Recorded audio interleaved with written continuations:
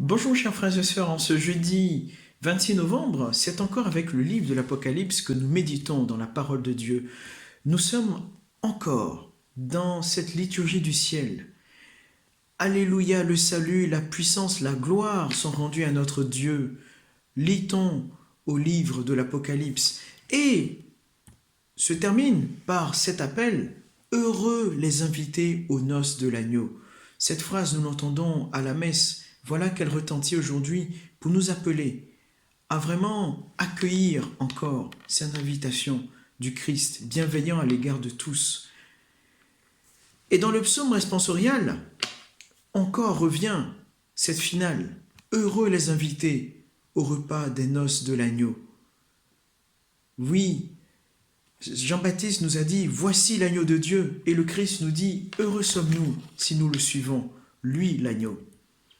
Dans l'évangile, en Luc 21, versets 20 à 28, justement, Jésus continue en disant: Jérusalem sera foulée aux pieds par justement les païens. Il annonce la destruction future du temple et aussi l'arrivée de certaines catastrophes. Mais il conclut en disant: on verra le Fils de l'homme venir avec grande puissance et grande gloire. Il s'agit là des fins dernières. Et il nous interpelle en disant: redressez-vous et relevez la tête, car votre rédemption est proche. Il s'agit plus pour nos frères et sœurs de nous tourner vers notre Rédempteur, le Christ, le Rédempteur de l'homme, ainsi que l'avait intitulé dans son encyclique le Saint-Pape Jean-Paul II. Tournons-nous vers le Christ, lui seul nous apporte le salut. Passons à présent à la rubrique Fratelli Tutti. Nous sommes arrivés au paragraphe 42, dont le titre est l'illusion de la communication.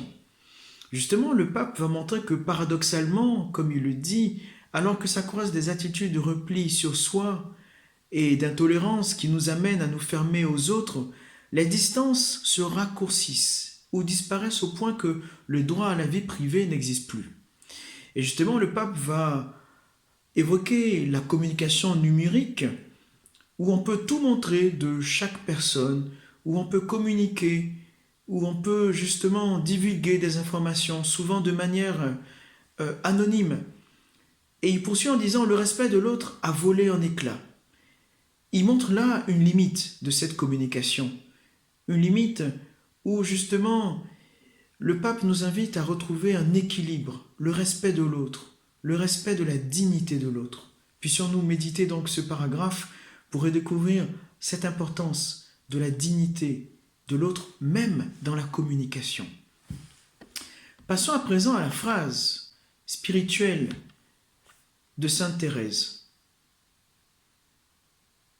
Elle dit ceci: ta Thérèse ne se trouve pas dans les hauteurs en ce moment, mais Jésus lui apprend à tirer profit de tout, du bien et du mal qu'elle trouve en soi. Ta Thérèse, dit-elle, ne se trouve pas dans les hauteurs en ce moment, mais Jésus lui apprend à tirer profit de tout, du bien et du mal qu'elle trouve en elle. Thérèse parle à Céline, sa sœur. Qu'est-ce qu'elle veut nous dire? Que il nous faut faire confiance à Dieu, lui présenter tout ce que nous vivons. Lui seul peut nous aider à trouver une unification. Avec confiance, allons à lui. Le Seigneur nous attend. Il est l'agneau de Dieu qui enlève les péchés du monde. Il est l'agneau de Dieu qui nous apporte le bonheur. Bon jeudi et à bientôt.